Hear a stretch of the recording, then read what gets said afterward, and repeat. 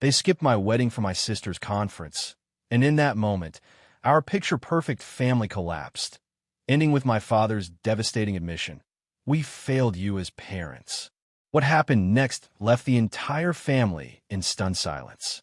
Can you imagine your own parents choosing to miss the most important day of your life? The day I stood there, heart pounding, ready to commit to forever, only to see those first 2 rows, meant for them, tragically empty. That gut-wrenching betrayal cut deeper than any words ever could. And little did I know, it was just the beginning of our perfect family's explosive downfall. My wife, Sarah, looked radiant. The church, breathtaking.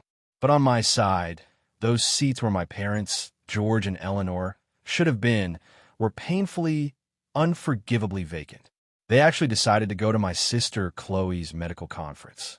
A medical conference, instead of witnessing me, their son, marry the woman I loved. That absence, that absolute void, left a wound I couldn't even admit to myself at the time. Not until months later, when the entire facade of their perfect family finally shattered. And believe me, it shattered spectacularly. Growing up in our beautiful colonial home in suburban Connecticut, the family hierarchy was crystal clear. My sister, Chloe, wasn't just my parents' daughter. She was their masterpiece. 3 years younger than me, she cast a shadow I could never escape. From the moment she aced her first spelling test in first grade, George and Eleanor knew they produced something extraordinary. Chloe wasn't just smart, she was brilliant. By 12, she was in high school math. By 16, she was publishing research papers with university professors. Her bedroom walls were covered in academic awards like other kids had posters. Valedictorian, National Merit Scholar, a full ride to Princeton, then Harvard Medical School. Every single achievement was meticulously documented in our seemingly endless family photo albums. And then there was me, Alex Miller, the decidedly average son. I wasn't a bad student, not at all. I consistently pulled B's, with A's in subjects I genuinely enjoyed. I played second-string baseball, dabbed in drama club, and eventually graduated with a respectable GPA from Connecticut State. My achievements weren't failures. They just weren't exceptional. And in the Miller household, being ordinary was practically a disappointment. Alex tries hard, my mother would tell her friends with that particular smile, the one that radiated sympathy for my mediocrity. My father would nod silently, then immediately pivot. Now, Chloe, she just submitted another research paper. That pattern started early and it was reinforced constantly. Chloe's science fair victories meant family celebrations at expensive restaurants. My solid performance in the regional baseball championship, a distracted, "Good job, son," while my father checked emails on his phone. My mother attended every single one of Chloe's academic competitions, even flying across the country when necessary.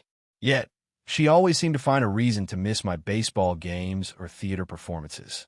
The family photo wall in our living room was a monument to this truth. Chloe's graduation portraits, high school and college, occupied prominent center positions.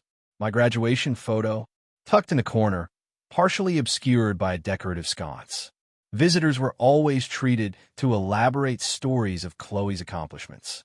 My existence, on the other hand, merited only brief mentions. I'll never forget my senior year high school play. After months of rehearsals, I'd landed the lead role. It felt like the first real achievement that was wholly mine. The night of the performance, I peeked through the curtain, and my stomach dropped. The seats reserved for my parents were empty. I performed anyway, pushing through each line with a growing hollow ache. Later, I learned Chloe's science team had an unexpected competition opportunity that same weekend in Chicago. The choice for my parents? Not even a choice. You understand, don't you? Alex, my mother said when they returned. This could impact Chloe's college applications. I nodded. I said I understood. What else could I do? Throughout college, I worked desperately to prove my worth. I graduated with honors in computer science, secured a well-paying software engineering job at a respected firm, and even purchased a modest home just 30 minutes from my parents. A peace offering of proximity, a silent plea to finally be seen. Then I met Sarah Mitchell. It was at a company volunteer event, building houses for veterans. She was there with her kindergarten class, supervising them as they painted birdhouses. Something about her patient interactions with the children, her warm laugh, and the paint smudge on her cheek that she didn't even know was there. I was instantly drawn to her authenticity. Our first date stretched from coffee to dinner as conversation flowed effortlessly. By our third date, I found myself telling Sarah things I'd never articulated aloud. About growing up in Chloe's shadow, about the constant striving for approval that never came. Instead of the uncomfortable pity I feared, Sarah's brown eyes filled with indignation on my behalf. "Your achievements deserve celebration too, Alex," she said, squeezing my hand across the table. "You know that, right?" For the very first time, I felt truly seen. Sarah built me up in ways my family never had. She pointed out strengths I'd learned to dismiss. My patience solving complex coding problems, my natural ability to mediate conflicts at work, the kindness colleagues mentioned when she met them at company events. As our relationship deepened, Sarah gently encouraged me to establish healthier boundaries with my family. I resisted at first. Decades of seeking approval don't dissolve overnight. Besides, I reasoned they were still my parents. Family was family. The only family member who ever treated me as an equal was my Uncle Ben, my father's younger brother. Unlike my dad's perpetual seriousness, Uncle Ben laughed easily and listened intently. During family gatherings, he made a point of asking about my projects and achievements. "Your parents don't always see what's right in front of them," he once told me after witnessing a particularly dismissive comment from my father. "But I see you, Alex. Don't forget that." After 2 years of dating Sarah, I proposed during a weekend trip to the Maine coastline. When she said yes, wrapping her arms around my neck as waves crashed against the shore, I felt a surge of hope. Perhaps this milestone, creating my own family, would finally earn my parents' attention and approval. Perhaps now they would finally see me. The Sunday after our engagement, Sarah and I drove to my parents' house for their weekly family dinner, a tradition I maintained more out of obligation than enjoyment. I felt uncharacteristically optimistic. The weight of Sarah's engagement ring box in my pocket felt like a talisman. This news would surely elicit the warm reaction I'd been seeking for decades. "Mom, Dad, Chloe," I announced during dessert, my arm around Sarah's shoulders. "We have some news. Sarah and I are engaged." Sarah beamed, extending her hand to display the modest but elegant solitaire I'd selected. The silence that followed lasted only seconds, but it felt eternal. "Well," my mother finally said, her smile not quite reaching her eyes. "That's certainly unexpected. Congratulations." My father nodded, offering a perfunctory handshake. "Good for you, son." Chloe, home for the weekend from her medical residency, offered slightly warmer congratulations before my mother expertly pivoted the conversation. "You know, Chloe and Mark have been discussing their future too. I wouldn't be surprised if we had another announcement soon." She winked at my sister, whose relationship with fellow Dr. Mark Jenkins had been the subject of family dinner conversations for months. In the car afterward, Sarah squeezed my hand. "They'll come around," she whispered, though her eyes reflected my disappointment. "They're just surprised." The contrast between our family's reactions couldn't have been starker. When we shared our news with Sarah's parents, Richard and Carol Mitchell, the following weekend, their genuine joy was overwhelming. Carol immediately embraced me, tears in her eyes. "We're so happy you'll be part of our family," she said. Richard clapped me on the back, already talking about father-son fishing trips. They opened champagne, called relatives on speakerphone, and spent the evening looking through venue websites with infectious enthusiasm. As wedding planning began in earnest, the pattern continued. Sarah's parents eagerly attended every appointment, from venue tours to cake tastings. My parents, meanwhile, found endless excuses.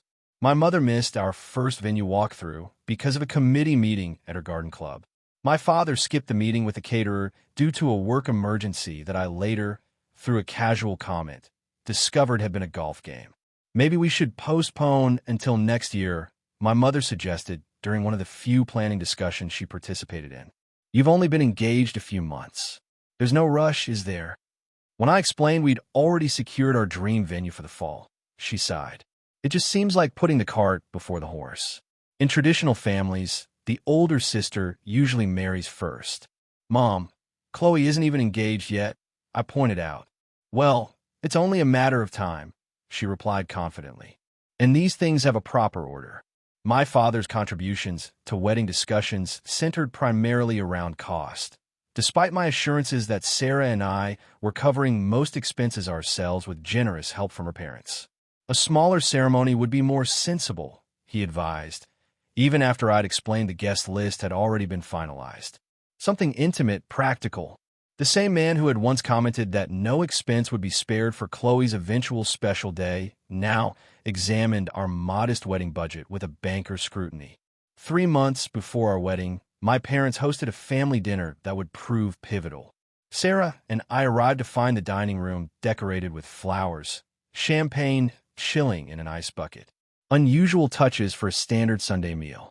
The reason became clear when Chloe arrived with Mark, her hand conspicuously showcasing a diamond ring that caught the light with blinding intensity.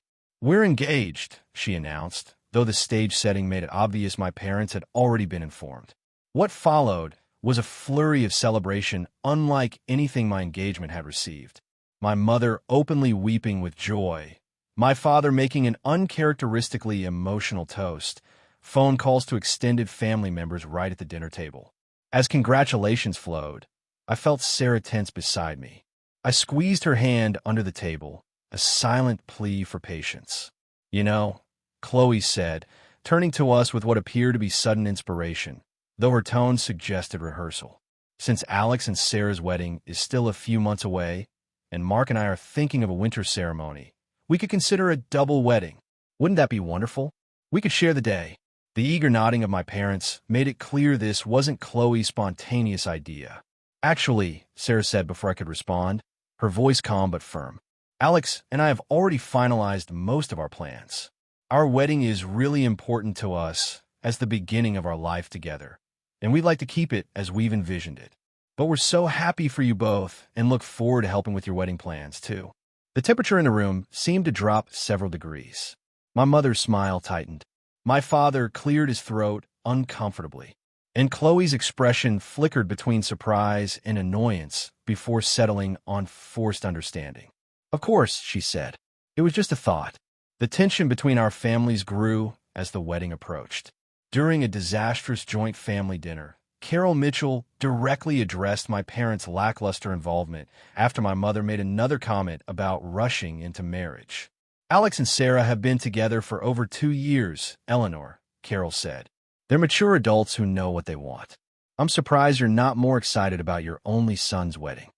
The resulting argument was only smoothed over by Sarah's and my desperate peacekeeping efforts, but the damage was done. The two sets of parents maintained rigid politeness at subsequent wedding events, but warmth was notably absent. As our wedding date grew closer, my anxiety increased proportionally. I began having trouble sleeping, worrying about everything from family tensions to worst-case scenarios of public arguments during the reception. After Sarah gently suggested it might help, I reluctantly scheduled an appointment with Dr. Evans, a therapist whose card I'd been carrying in my wallet for weeks. "What you're describing is a common dynamic in families with perfectionism at their core," Dr. Evans explained during our session. "Your sister became the repository for your parents' ambitions and definition of success, while you were cast in a supporting role. But they're not bad people," I insisted, feeling strangely defensive despite initiating the conversation. "This isn't about good or bad people," Dr. Evans replied kindly. "It's about patterns that develop in families, often unconsciously. Your parents may not even realize the impact of their behavior. But recognizing these patterns is the first step toward establishing healthier relationships, not just with them, but in your new marriage as well." I left the session with a mix of validation and discomfort. Naming the dynamic felt both liberating and terrifying. What would it mean to stop seeking the approval I'd chased my entire life? 1 week before the wedding, my phone rang while Sarah and I were finalizing seating arrangements. Seeing my mother's name on the screen, I answered immediately, still harboring hope for a last-minute surge of parental enthusiasm. "Alex, we have a situation," my mother began without preamble. "Chloe has been invited to present her research at an international medical conference in Boston. It's an incredible opportunity, the same weekend as your wedding." My stomach dropped as I immediately understood what was coming. "The thing is," she continued, her voice taking on the reasonable tone she used when delivering disappointing news, "this could really advance her career. These invitation spots usually go to senior physicians, not residents. We can't let her go alone. She'll need support." I gripped the phone tighter. "Mom, it's my wedding." "I know, sweetheart, and we're so sorry about the timing.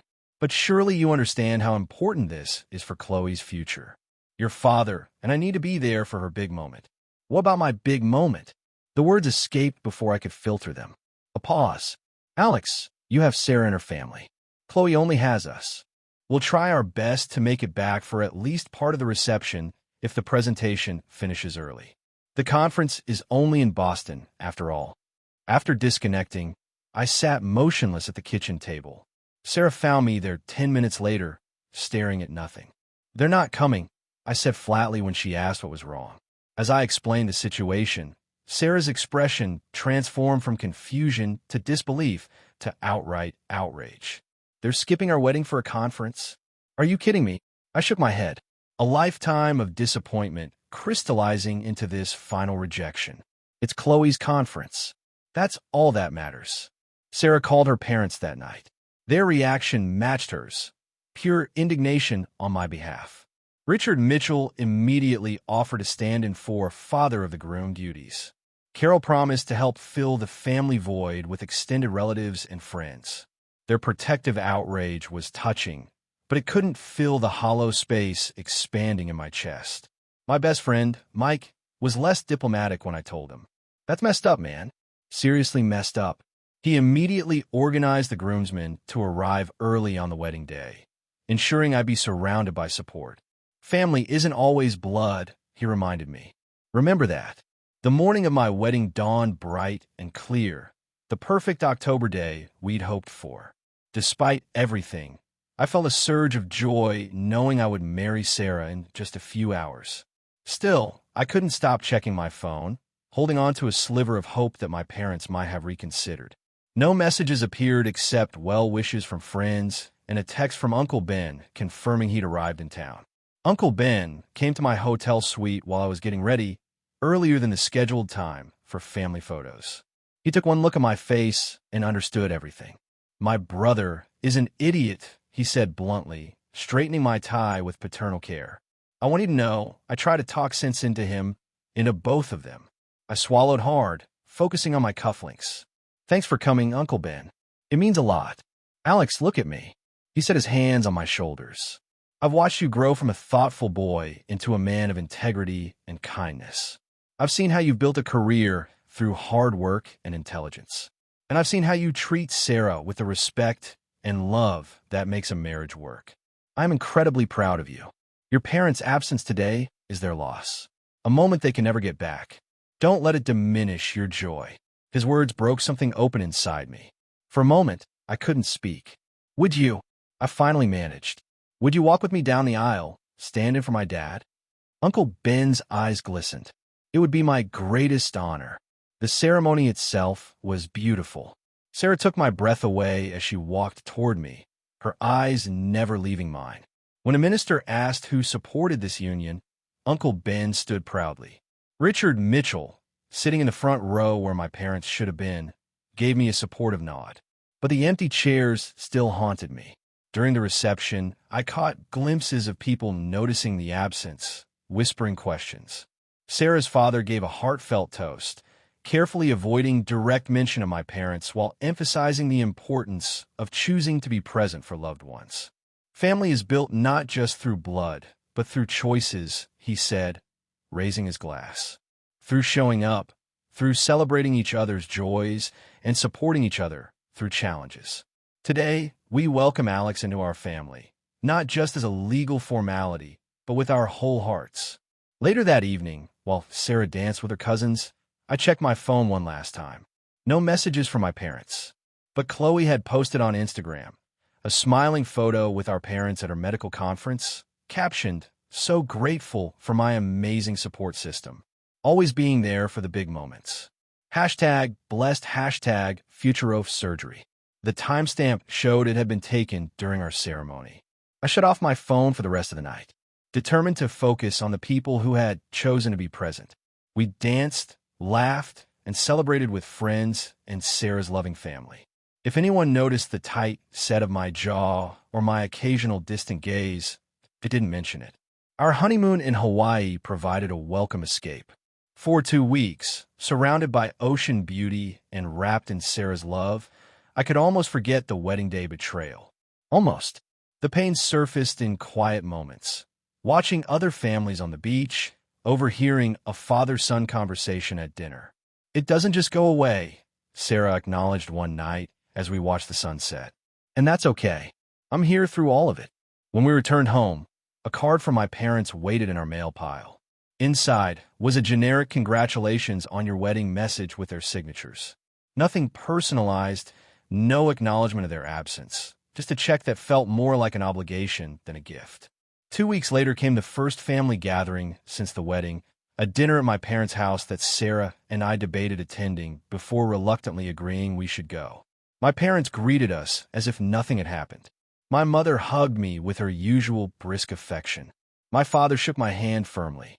Both cooed appropriately over our honeymoon photos. Not once did either of them mention missing the wedding. Not a single apology or explanation was offered. The elaborate absence became the elephant in the room that no one, not even Chloe, acknowledged. Did that really just happen? Sarah whispered as we drove home afterward. Did they seriously pretend everything was normal?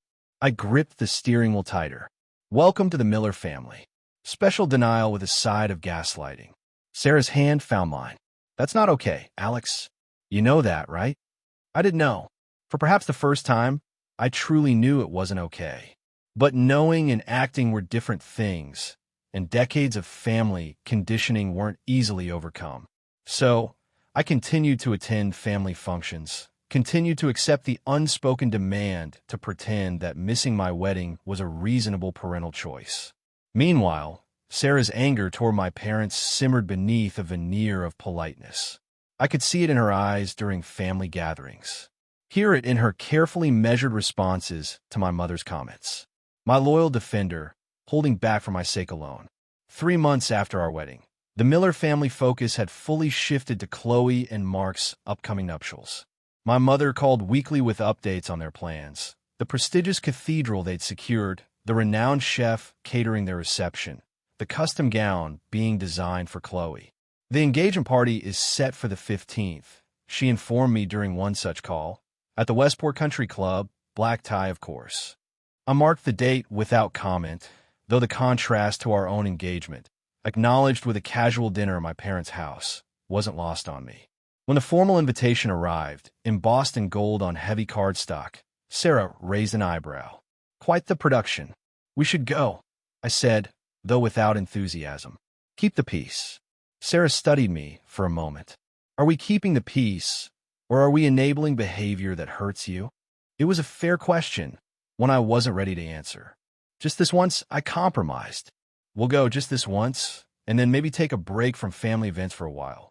The engagement party was exactly as elaborate as expected. The country club ballroom gleamed with white roses, crystal champagne flowed freely, and a string quartet played softly in the corner.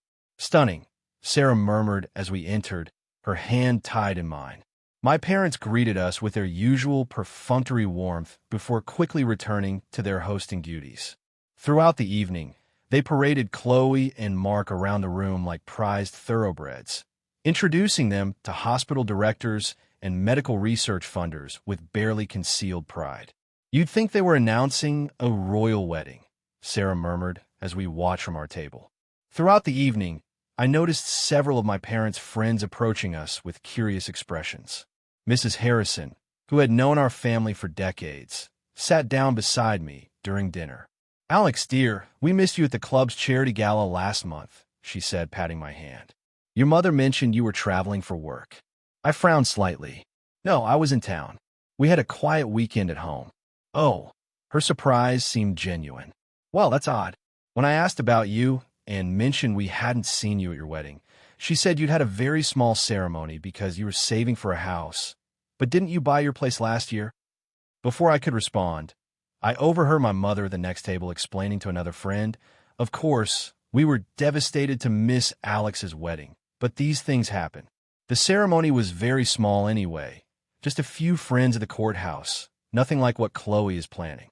The blatant line knocked the wind from me. Our wedding had hosted 150 guests at one of Connecticut's most picturesque historic venues, hardly a courthouse affair. As the evening progressed, I found myself observing Chloe with new eyes. Behind her perfect smile, I noticed signs of strain. The way she repeatedly checked her phone, how her champagne glass was never less than half empty. The tight grip she maintained on Mark's arm, even as his attention wandered to other guests. During a momentary lull, I spotted Mark near the bar, leaning too close to a blonde woman I didn't recognize. His hand rested casually on her lower back as he whispered something that made her laugh. Then he pulled out his phone, and she entered what appeared to be her number. I felt a surge of protective anger for my sister, despite our complicated relationship. Excusing myself to use the restroom, I passed by Mark's discarded suit jacket draped over a chair. His phone screen lit up with an incoming text, visible to anyone passing by. Can't wait for next week when she's at that conference. My place or yours, Melissa? Below was a notification from someone named Jessica. Last night was amazing. When can I see you again? I stood frozen, unsure what to do with this information. The honorable thing would be telling Chloe, but our relationship had grown so distant. Would she even believe me? Or would she see it as jealousy or sabotage? That night, I confided in Sarah about what I'd seen. I should tell her, right? Even though we're not close, she deserves to know before she marries him. Sarah nodded slowly. It's the right thing to do, Alex. But be prepared. She might not thank you for it. People often shoot the messenger.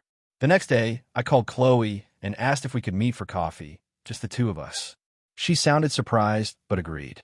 We met at a quiet cafe near her apartment, the first time we'd been alone together in months. What's this about? She asked after brief small talk, checking her watch. I have round in an hour. Chloe, I saw something at your engagement party. I began carefully. Something about Mark that concerned me. I explained what I'd witnessed and the texts I'd seen. As I spoke, I expected shock, perhaps tears. Instead, Chloe's expression hardened into something cold and dismissive. Are you serious right now? She finally said. You're trying to sabotage my relationship because you're jealous of my engagement? Because Mom and Dad are excited about my wedding? What? No, Chloe, that's not. Save it, Alex. She stood abruptly, gathering her purse. I know Mark has female colleagues he texts about work. Unlike you, I don't jump to ridiculous conclusions because I'm insecure. Not everyone has your simple life and mediocre ambitions. She left me sitting there, stunned by the venom in her voice. It was the first time Chloe had ever directly referenced the family dynamic, the golden child versus the disappointment. And her words stung precisely because they confirmed what I'd always suspected she thought of me. In the weeks that followed, I noticed troubling patterns in Chloe's behavior during family gatherings. The increased drinking, the nervous energy, the frequent trips to the bathroom with her purse. At one Sunday dinner, I accidentally walked in on her in our parents' home office, hastily pocketing what looked like prescription bottles from our father's medicine cabinet. When our eyes met, hers were defiant. Migraine medication, she said shortly. But the orange prescription bottles didn't look like any migraine medication I recognized, and the furtive way she'd grabbed them suggested something more concerning. Meanwhile, my parents remained oblivious, focused entirely on creating the perfect wedding for their perfect daughter. During dinner discussions, they spoke of nothing but venue details and guest lists, while Chloe grew visibly thinner and more agitated beside them. Has Chloe seemed off to you lately? I asked my mother privately after one such dinner. She waved away my concern. She's just busy with wedding planning on top of her residency. Chloe has always thrived under pressure, unlike some people who get overwhelmed by ordinary life stressors. The pointed look she gave me made it clear who those some people were. Despite everything, I felt genuine concern for my sister. After our disastrous coffee meeting, I tried reaching out again. Texts, checking in, offers to help with wedding tasks, even an email detailing resources for Dr. Burnout that I framed as something I'd stumbled across that might help her colleagues. Each attempt was met with increasingly hostile rejections. "Stop pretending you care," her final text read. "We both know you're just waiting for me to fail, so you can finally be the favorite. It's not going to happen, so back off." Her words hurt, but more concerning was what they revealed about her mindset. The apparent belief that any show of care must have ulterior motives, that family relationships were purely competitive. It was a toxic perspective I recognized from my own darkest thoughts. Seeing it reflected so boldly in Chloe's message suggested she was struggling more than anyone realized. 6 months after my wedding day betrayal, the Miller family gathered for the most elaborate pre-wedding celebration yet, Chloe and Mark's engagement gala. Unlike the earlier engagement party, this event was designed to impress the medical community elite. The Westport Country Club's grand ballroom had been transformed with ice sculptures, champagne fountains, and centerpieces that reportedly cost more than Sarah's entire wedding dress. "Stunning," Sarah murmured as we entered, her hand in mine. My parents greeted us with their usual perfunctory warmth before quickly returning to their hosting duties. Throughout the evening, they paraded Chloe and Mark around the room like prized thoroughbreds, introducing them to hospital directors and medical research funders with barely concealed pride. I watched Chloe carefully. She looked beautiful in her designer gown, but alarmingly thin. Her smile seemed fixed in place, her eyes slightly unfocused. She clutched her champagne glass like a lifeline, and I noticed it was refilled at least 5 times in the first hour. More concerning was Mark's behavior. Now that I was watching for it, his indiscretions were painfully obvious. He disappeared with a pharmaceutical rep for 20 minutes, returning with his tie slightly askew. Later, I observed him openly flirting with a nurse from Chloe's hospital, his hand lingering on her arm while Chloe was occupied with guests across the room. Tension built throughout the evening like a gathering storm. I caught Chloe watching Mark's interactions, her expression growing darker with each observed transgression. She drank steadily, her movements becoming less precise as the night progressed. Around 10 p.m., the moment finally broke. Mark, visibly intoxicated, was whispering something to a young woman by the dessert table, his hand inappropriately low on her back. Chloe approached them with deceptive calmness, champagne glass in hand. "Having fun?" she asked, her voice carrying in a sudden lull in conversation. Mark straightened, flashing his practiced smile. "Chloe, I was just telling Amanda here about our honeymoon plans." "Interesting," Chloe replied, her voice unnaturally controlled. "Especially since we haven't finalized any honeymoon plans, unless you've been making arrangements with someone else."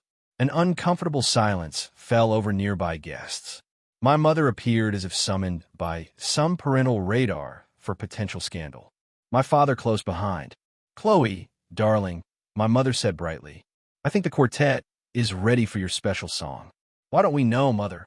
Chloe's voice cut like glass. "I think it's time we had some honesty at a Miller family function for once." She turned back to Mark, whose smile had faltered. "Tell them, Mark. Tell everyone about Melissa and Jessica, and probably Amanda here, too." Mark's face flushed. "You're drunk, Chloe. Let's discuss this privately." "I'm not nearly drunk enough." She laughed, a brutal sound. "But yes, I've been drinking. Just like I've been taking Dad's Xanax and Mom's Ambien. Whatever gets me through the day, knowing my fiancé is sleeping with half the hospital staff while my parents plan the wedding of the century for their perfect daughter who's actually falling apart." Gasps rippled through the gathering crowd. My father stepped forward, his voice low and urgent. "Chloe, that's enough. You're making a scene." "A scene?" Chloe's voice rose dangerously. "Heaven forbid a Miller makes a scene. We can't have that, can we? Perfect family, perfect daughter, perfect wedding. Who cares if it's all a lie?" Mark, clearly sensing disaster, attempted damage control. "She's been under a lot of pressure," he explained to the staring guests. "Residency hours are brutal, and with the wedding planning." "Don't you dare," Chloe hissed, turning on him. "Don't pretend you care now. I saw the texts, Mark. All of them. The nurses, the reps, your ex. How many are there? 5? 10? Cornered. Mark's expression shifted from conciliatory to cold. You want honesty? Fine. Yes, I've been seeing other people. It's not like you're actually present in this relationship. You're either working, studying, or so medicated you can barely function. Your perfect doctor act is a fraud. You're a mess, Chloe. The room went deadly silent. My mother swayed slightly. My father's face drained of color. And Chloe, strong, perfect Chloe, looked suddenly small and devastated. I moved toward her instinctively, but my mother got there first, grabbing Chloe's arm. We're taking this conversation somewhere private now. The Miller damage control machine shifted into high gear. My father smoothly addressed the guests, something about family discussions and appreciating their understanding, while my mother steered Chloe toward a private room off the main hall. I followed, with Sarah close behind, unwilling to let Chloe face this alone despite our strained relationship. In the privacy of the club's library, Chloe finally broke. Her perfect posture crumpled as she sank into a leather chair, tears streaming down her face. He's been cheating for months, she sobbed. I knew, and I just kept going because stopping would mean failing, and Millers don't fail. My mother paced frantically. This can be fixed. We'll speak with Mark privately. Work something out. No one needs to know about this indiscretion. Indiscretion? I echoed incredulously. Mom, he admitted to cheating with multiple women in public. These things happen in high-pressure careers, my father interjected, straightening his tie. Many successful marriages weather these storms. The important thing is maintaining appearances while we sort this out. My mother nodded vigorously. Exactly. Chloe, darling, go clean yourself up. Your father will speak with Mark. We can salvage this. I stared at them in disbelief. Are you serious right now? You're more concerned with appearances than the fact that your daughter just had a breakdown in front of 200 people? That she admitted to abusing prescription medications?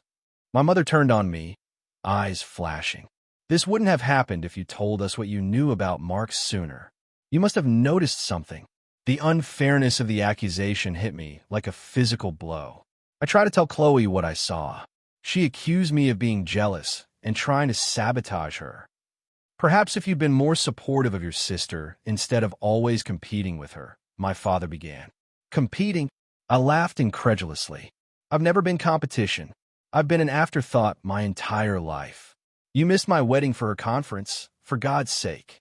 Sarah stepped forward, her calm voice cutting through the tension. Mr. and Mrs. Miller, with all due respect, your daughter needs help right now. Not damage control. She just admitted to substance abuse. That should be your priority. My father's response was to turn to Mark, who had just entered the room. Let's discuss this situation like reasonable men, he said in his business negotiation voice. I'm sure we can come to an arrangement that satisfies everyone. Mark raised an eyebrow. What kind of arrangement? The wedding represents significant invested capital, my father continued. Deposits, arrangements, not to mention the social implications of cancellation. Perhaps some financial consideration could smooth over this misunderstanding. I couldn't believe what I was hearing. You're trying to bribe him to go through with the wedding? After everything that just happened? For the first time in my adult life, I found myself truly furious with my parents. Not hurt, not disappointed, but genuinely angry at their warped priorities and the damage they had inflicted on both their children with their obsession with appearances. This stops now, I said firmly. This perfect family fantasy you've cultivated has hurt everyone in this room. Can't you see what it's done to Chloe? What it's doing to all of us? My mother glared at me. Don't be dramatic, Alex. This isn't about you. It is about all of us. I insisted. It's about the impossible standards you've set, the conditional love you've offered, present only when we perform to your expectations. It's about missing your son's wedding because your daughter's career advancement took priority. It's about caring more about what the country club crowd thinks than whether your children are actually happy. Chloe, who had been silent, suddenly doubled over, clutching her stomach. I don't feel right, she mumbled, her words slurring. Everything's spinning. Her face had taken on an alarming grayish tone, her breathing shallow. Sarah immediately knelt beside her, checking her pulse. "How much have you had a drink?" she asked urgently. "And what medication did you take?" Chloe's response was barely audible. "Xanax before the party, then the champagne. Maybe some of those pills in my purse. Don't remember." Sarah looked up at us, her expression grave. "She needs medical attention now. This could be a dangerous interaction." The next moments passed in a blur. My father called for an ambulance, while my mother hovered uselessly, repeating, "This can't be happening," like a mantra. Mark, displaying perhaps his first moment of genuine concern, mentioned he was a doctor and began checking Chloe's vital signs. As the paramedics arrived and loaded my barely conscious sister onto a stretcher, the carefully constructed Miller family image finally shattered completely. There was no hiding this, no spinning it into something socially acceptable. The truth was exposed for everyone to see. Not just Mark's infidelity or Chloe's substance abuse, but the toxic family dynamic that had contributed to both. Standing in the country club parking lot, watching the ambulance pull away, my mother turned to me, tears streaming down her face. "How did we get here?" she whispered, looking suddenly old and lost. For once, I had no comforting response, no reassurance that everything would be okay. The facade had crumbled, and underneath was a mess that had been brewing for decades. "We need to go to the hospital," was all I said. "Our sister needs us now." The hospital waiting room became our family's reckoning ground. My parents sat stiffly in molded plastic chairs, my mother occasionally dabbing at her eyes, my father staring stonily at the wall. Sarah and I occupied chairs nearby, maintaining a deliberate distance. Uncle Ben arrived shortly after midnight, having been called by a family friend who witnessed the engagement party implosion. He approached me first, squeezing my shoulders supportively before addressing my parents. "How is she?" he asked simply. "Stable," my father replied curtly. "They pumped her stomach and are monitoring her. They're calling it an accidental overdose." "Accidental," my mother echoed, testing the word's plausibility. Uncle Ben sat down heavily beside them. "George, Eleanor, we need to talk about how things got to this point." My father straightened defensively. "This isn't the time for blame, Ben." "It's not about blame," Uncle Ben replied gently. "It's about recognition. Something has been broken in this family for a long time. Tonight just brought it to the surface." My mother's composure finally cracked. "We gave our children everything. The best schools, every opportunity. How dare you suggest?" "You gave them things," Uncle Ben interrupted, "and expectations. But did you give them unconditional support? Acceptance? The freedom to be human and imperfect?" The question hung in the air, unanswerable because its truth was self-evident. In the harsh fluorescent lighting of the hospital waiting room, the Miller family mythology couldn't survive. A doctor appeared then, clipboard in hand. "Miller family? Chloe is awake. She's asking for her brother." The surprise on my parents' faces might have been comical in another context. They clearly expected to be the first ones called. I stood, squeezing Sarah's hand, before following the doctor down the sterile hallway. Chloe looked small in the hospital bed, for lines snaking from her arm. Her perfect hair was tangled, her makeup smeared. She looked more human than I had seen her in years. "Hey," I said softly, taking the chair beside her bed. "Hey." Her voice was raspy. "Guess I really screwed up the perfect daughter act, huh? I think we're both officially off script now." A ghost of a smile touched her lips. "You tried to warn me about Mark," she said. "I did. I was horrible too." "You?" I shrugged. "We've both said things we regret." Chloe's eyes filled with tears. "I knew you knew about them missing your wedding for my conference. I told them not to come with me, that your wedding was more important. They insisted." She looked away. Part of me was glad they chose me again. "How messed up is that?" "It's not messed up," I said quietly. "It's what they trained us for, to compete for their approval, to see each other as rivals instead of allies." She nodded slowly. "When did you figure it out that their love was conditional?" "I think I always knew," I admitted, "but I didn't want to believe it. So I kept trying to earn what should have been freely given." We talked for nearly an hour, really talked, perhaps for the first time since childhood, about growing up under our parents' expectations, about the damage done by being the perfect child and the ordinary one, about the medications Chloe had been taking to cope with the pressure and the warning signs everyone had missed or ignored. When my parents were finally allowed in, Chloe surprised all of us. "I want to see a therapist," she announced without preamble. "And I think we should all go to family therapy." My mother blanched. "Therapy, darling? That's so public. Perhaps a private retreat would be more appropriate." "No, Mother," Chloe said firmly. "Actual therapy with a licensed professional. The hospital psychiatrist already recommended someone who specializes in family dynamics and addiction recovery." "Addiction is a strong word," my father protested. "It's the accurate word," Chloe countered. "I've been using prescription drugs to cope with anxiety for over a year. I need help, and our family needs help too." My parents exchanged alarmed glances, clearly calculating the social implications of mental health treatment. But Chloe held firm, and for once, they had no choice but to concede.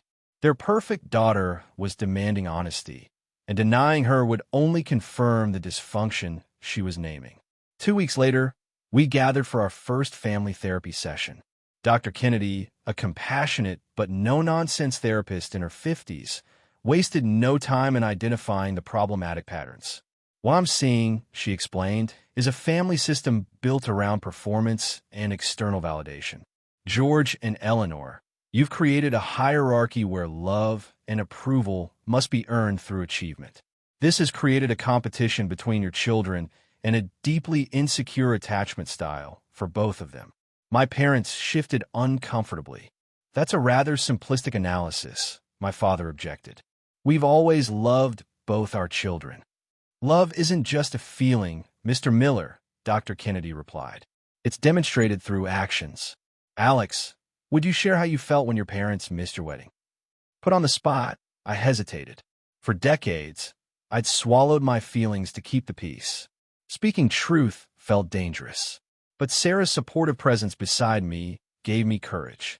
I felt disposable, I finally said, like I had never really mattered. Like everything I suspected about my place in the family was confirmed. My mother gasped. "That's not fair." "We've always—" "Let him finish," Dr. Kennedy interrupted gently. "This is Alex's experience, and it's valid whether you agree with it or not." Once the dam broke, years of suppressed hurt poured out. I spoke about growing up in Chloe's shadow, about the constant striving for approval that never came, about the wedding absence that had crystallized the family's priorities so painfully. My parents listened with growing distress, my mother eventually dissolving into tears. "We didn't know," she kept saying. "We didn't realize." "That's the problem," Chloe interjected, surprising me with her support. "You never looked beyond your expectations to see what was actually happening to us. You never asked if we were happy, only if we were successful." The session was brutally difficult, but something shifted that day. For the first time, our family's dysfunction was named aloud rather than carefully maintained. My parents' defenses were strong. Decades of justification don't crumble in an hour, but cracks had formed. As therapy continued over the following weeks, more truths emerged. My mother reluctantly acknowledged her own upbringing in a high-pressure household where achievements were the only currency of worth. My father admitted that his focus on Chloe's career stemmed partly from regrets about his own professional choices. Chloe, now in individual therapy as well as family sessions, began the difficult work of building an identity separate from her achievements. She ended her engagement to Mark permanently, took a leave of absence from her residency, and started volunteering at a community clinic, work she found more fulfilling than the prestigious hospital position she'd been pursuing to please our parents. The most surprising moment came during our 4th session, when my mother broke down completely while discussing the wedding she had missed. "I've been so blind," she sobbed, looking directly at me for what felt like the first time in years. So caught up in this image of what our family should be that I missed what it actually was. "Alex, I failed you as a mother. I'm truly sorry." Her apology wasn't perfect. It didn't erase years of damage or immediately heal our relationship, but it was genuine, and it was a beginning. My father struggled more with accountability. His identity was so thoroughly entwined with the successful family narrative that admitting its toxicity threatened his sense of self. But even he began to make small efforts, asking about my work with actual interest, remembering details about Sarah's teaching career, sending occasional texts just to check in. During this period of family reconstruction, Sarah shared news that would further transform our dynamics. She was pregnant. We had been trying since shortly after the wedding, and the positive test came at a poignant time, just as my family was learning what really mattered. When we shared the news, my parents' reaction was mixed. There was genuine excitement, but also visible uncertainty about their role in this new chapter. Would they be allowed to be grandparents after failing so profoundly as parents? The question hung unspoken between us. We'd like you to be involved in our child's life, I told them carefully. But things need to be different. This child won't grow up feeling they have to earn love through achievement. They won't be compared to cousins or measured against external standards of success. My mother nodded solemnly. We want to do better, Alex. We want the chance to get it right this time. It's not about getting it right, Sarah said gently. It's about being present, about loving without conditions. My father, in a rare moment of emotional honesty, wiped away a tear. We'll try, he promised. We're learning. And they were. Slowly, imperfectly, but genuinely learning. 1 year after the engagement party disaster, Sarah and I were preparing our modest suburban home for the imminent arrival of our daughter. The nursery, painted a soft seafoam green, was nearly complete. Crib assembled, tiny clothes washed and folded, stuffed animals arranged on floating shelves. Standing in the doorway, watching Sarah arrange books on a small bookcase, her 8-month pregnant belly prominent under her t-shirt, I was struck by how much had changed in 12 months. Not just externally, but within our family's emotional landscape. The transformation hadn't been linear or easy. Family healing rarely is. There were therapy sessions where we seemed to move backward rather than forward. Sunday dinners that ended in renewed tension. Moments when old patterns reasserted themselves, and I found myself slipping into the familiar role of peacekeeper, swallowing my truth to maintain harmony. But there was progress too, genuine and meaningful. Chloe had made the most dramatic changes. After completing 2 months of outpatient treatment for anxiety and prescription drug dependency, she made the bold decision not to return to her surgical residency. Instead, she accepted a position with a rural healthcare initiative providing primary care to underserved communities. For the first time, I'm doing medicine because it fulfills me, not because it fulfills some external definition of success, she told me over coffee during one of our newly established monthly sibling meetups. And the weird thing is, I think I'm actually better at it now. Our relationship had transformed from distant competitors to something approaching genuine siblings. We still hit rough patches. Decades of conditioning don't disappear overnight, but we were learning to be allies rather than rivals. My parents' journey was more complicated. They attended therapy faithfully, but old habits remained entrenched. My mother still occasionally made comments about appearances that revealed her underlying priorities. My father still struggled to express emotion directly, but they were trying, and their effort itself represented significant change. My mother had taken to calling Sarah weekly, asking about the pregnancy and offering to help with nursery preparations. Though her suggestions sometimes veered toward the extravagant, every baby needs a hand-painted mural. The underlying desire to connect seemed genuine. My father's attempts at connection were more awkward, but equally meaningful. He'd email me articles about software development or new tech trends, his way of showing interest in my career. And one Saturday, he appeared at our door with tools and a determined expression. "Thought you might want help with the nursery furniture," he said gruffly. Together, we assembled the crib and changing table, working mostly in silence, punctuated by practical comments about Allen wrenches and instruction diagrams. As we finished, he ran his hand along the crib railing with unexpected tenderness. "Your mother and I were so busy proving ourselves as parents that we missed actually being parents," he said suddenly. "Don't make our mistake, Alex." It was perhaps the most honest thing he'd ever said to me. Uncle Ben remained our family's emotional anchor throughout this transformation. He visited regularly, bringing practical baby gifts and sage advice. Family healing isn't about erasing the past, he reminded me during one visit. It's about acknowledging it honestly so it doesn't control the future. When Sarah went into labor 3 weeks early, the family dynamics we'd been carefully rebuilding faced their first real test. We called my parents from the hospital, letting them know their granddaughter was arriving sooner than expected. "We're in Boston for the weekend," my mother explained, anxiety edging her voice. "But we'll leave right now. It's about a 3-hour drive. Will we make it in time?" The parallel to our wedding day wasn't lost on any of us. Another important event, another absence. But this time, the absence wasn't a choice, but a circumstance. And their immediate response was to prioritize being present. "Just drive safely," I assured her. These things usually take a while. Sarah's labor progressed faster than expected. However, our daughter, Lily Grace Miller, arrived after just 4 hours, healthy, red-faced, and determined, with a shock of dark hair and a powerful set of lungs. Holding her for the first time, I felt a love so immediate and unconditional that it brought clarity to everything I'd missed growing up. This was how it should have been. Love freely given, not requiring achievement or performance, simply celebrating existence. When my parents arrived 2 hours after Lily's birth, they entered the hospital room with uncharacteristic hesitation. "We're so sorry we're late," my mother said, echoing their wedding absence in a way that felt deliberate, acknowledging the parallel. "You're here now," Sarah said kindly from the bed, our daughter nestled in her arms.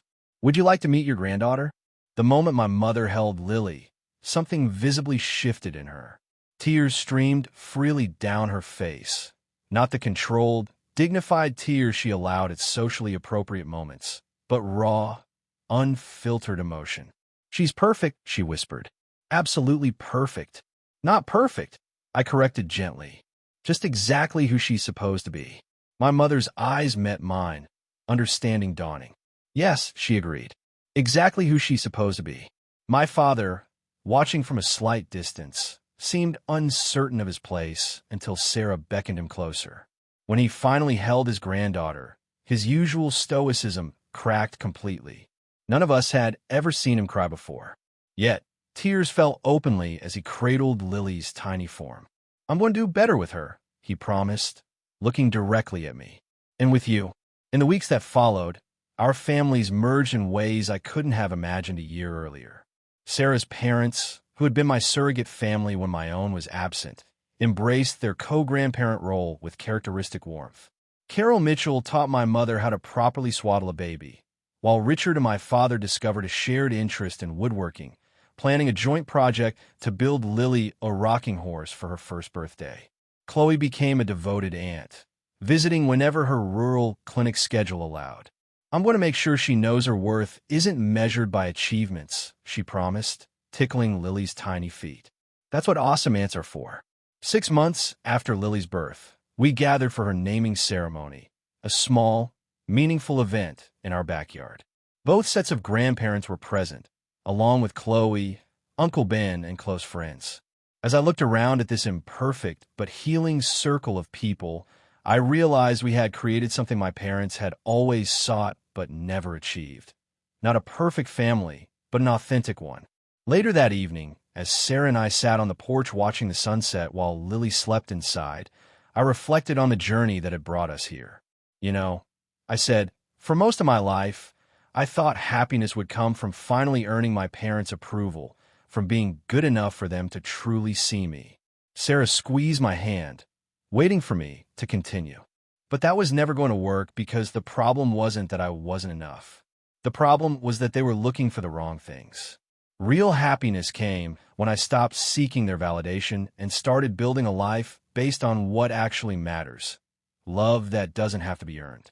Connections that value authenticity over achievement. "You've come a long way," Sarah observed. "We all have." Indeed, we had. My parents were not perfect grandparents. Occasionally, old patterns emerged in comments about other babies or subtle comparisons. But they caught themselves more often than not, visibly working to break habits of a lifetime. They showed up consistently, prioritizing family gatherings over social obligations. For perhaps the first time, Chloe had found a new confidence in her rural medicine career, recently beginning a relationship with another doctor who valued work-life balance and community service. "I'm dating someone who likes me for who I am, not what I achieve," she told me with wonder in her voice. "It's strange, but good." As for me, I was learning that forgiveness wasn't a single decision, but a daily practice. There were still moments when old hurts resurfaced, when I questioned my parents' transformation or feared reverting to established family patterns. But I was also discovering that forgiveness wasn't about forgetting the past. It was about preventing it from determining the future. The family photograph taken at Lily's naming ceremony told our story better than words could. Unlike the perfectly posed, artificially smiling portraits that had lined my parents' hallway throughout my childhood, this picture captured authentic joy. My father laughing at something Uncle Ben had said, my mother with a smudge of cake frosting on her cheek, Chloe making a silly face at Lily, Sarah and I looking at each other with unguarded love. Not perfect, real, and infinitely more valuable because of it. So that's my story. How a wedding day absence exposed the cracks in our perfect family facade, and how those cracks ultimately allowed light to enter. If you're watching this and recognize your own family and ours, know that healing is possible, though it requires unflinching honesty and the courage to set boundaries. Sometimes the most loving thing we can do for our family is to stop pretending everything is fine when it isn't. Remember, the most meaningful connections aren't built on perfection, but on truth, forgiveness, and the willingness to begin again.